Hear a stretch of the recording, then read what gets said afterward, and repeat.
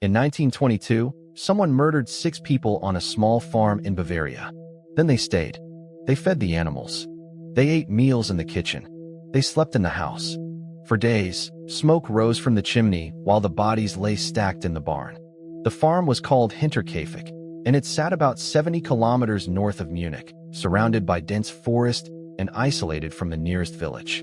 The family who lived there was led by Andreas Gruber, 63 years old, and his wife Cecilia, 72. Their widowed daughter Victoria Gabriel lived with them, along with her 2 children, 7-year-old Cecilia and 2-year-old Joseph. On the last day, a new maid arrived. Her name was Maria Baumgartner. She had only been on the property for a few hours before she was killed alongside everyone else. The previous maid had quit weeks earlier. She told people the farm was haunted. She said she heard footsteps in the attic. She said she could not sleep there one more night. Nobody took her seriously. They should have. You're watching Mind Blown, where we uncover the stories that defy explanation. Here is where the story turns strange, because Andreas Gruber himself knew something was wrong before any of it happened. Days before the murders, he found footprints in the snow. They led from the edge of the forest to the farm, but there were no footprints leading back. Someone had walked onto the property and never left. Andreas told his neighbors about it. He also mentioned finding a newspaper on the farm that nobody in the household had purchased.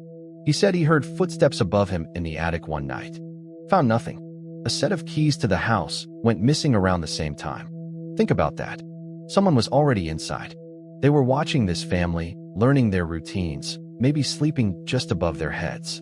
And Andreas sensed it, but could not prove it.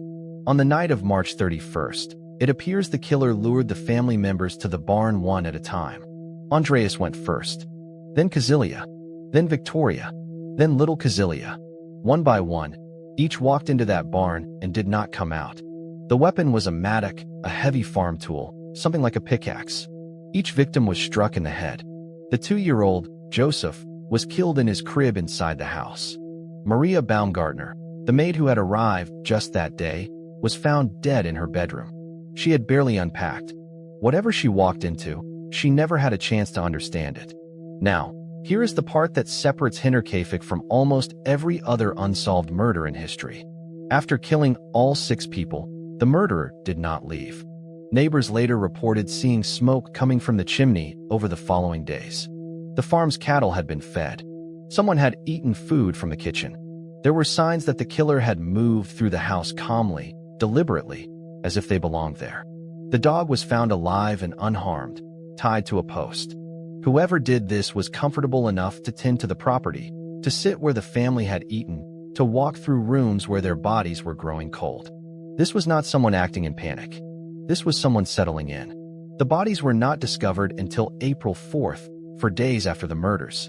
Neighbors grew suspicious when young Cecilia did not show up for school and Andreas missed several appointments in the village. A group went to check on the family. They found the barn first.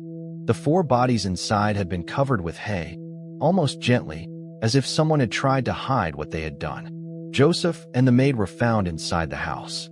The scene was disturbing enough that local police struggled to manage it, and the investigation was botched from the very beginning. Dozens of people trampled through the property before anyone thought to preserve evidence. In a decision that still baffles investigators today, Andreas Gruber's skull was removed and sent to psychics in an attempt to identify the killer through clairvoyance. The skulls of other victims were later examined by various people over the decades, and at one point the heads were lost entirely during the Second World War. Over 100 suspects were investigated in the years that followed. Some theories pointed to a neighboring farmer with a grudge. Others suggested a traveling laborer who may have hidden in the attic and waited for his opportunity. One of the darker theories that circulated involved Andreas Gruber himself, not as a victim of the killer's motive, but as its cause. There were local rumors, and even some official suspicion, that Andreas had carried on an abusive relationship with his own daughter Victoria. Young Joseph's paternity was questioned. Some investigators wondered whether the murders were an act of revenge connected to that rumored abuse, perhaps committed by someone close to Victoria who knew what was happening inside that house. None of it was ever confirmed. None of it led to an arrest. What makes this case impossible to forget is not just the violence, but the behavior afterward. Staying at the scene of a crime like that does not fit any normal pattern. It suggests someone who felt ownership over that place, someone who was not afraid of being caught, or someone who simply had nowhere else to go. The isolation of the farm meant the killer had time. No passing traffic, no close neighbors checking in, just forest, silence, and the knowledge that no one was coming. For days, the murderer lived in the house of the people they had just killed. That detail alone has haunted investigators and true crime researchers for over a century. This case is not just a German mystery. It sits alongside other family annihilation cases that remain open around the world, like the Dardeen family murders in Illinois, where an entire household was found dead under savage circumstances with no motive ever identified. These cases share something in common. The violence is extreme, the setting is rural, and the isolation gives the killer room to operate without being seen. The countryside, the place where people go to feel safe, becomes the very thing that makes them vulnerable. I keep coming back to those footprints Andreas found in the snow. He told people about them. He knew someone was out there. And still, nothing was done. That is the part that gets me. How many warnings do you need before you act on them? If you found footprints leading to your home with none going back, would you sleep there that night? And whoever made those tracks was already inside, waiting.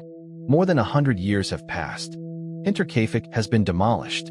The forest has grown over where the barn once stood. No one was ever charged. No deathbed confession ever surfaced. The killer lived among that family's belongings, ate their food, fed their animals, and then walked away into a world that never identified them. They may have lived out the rest of their life as a normal person. They may have been someone the neighbors knew by name. What do you think happened at Hinterkaifeck? Was this a stranger hiding in the attic, or someone the family trusted enough to let close? Drop your theory in the comments. Subscribe to Mind Blown for more stories that will blow your mind.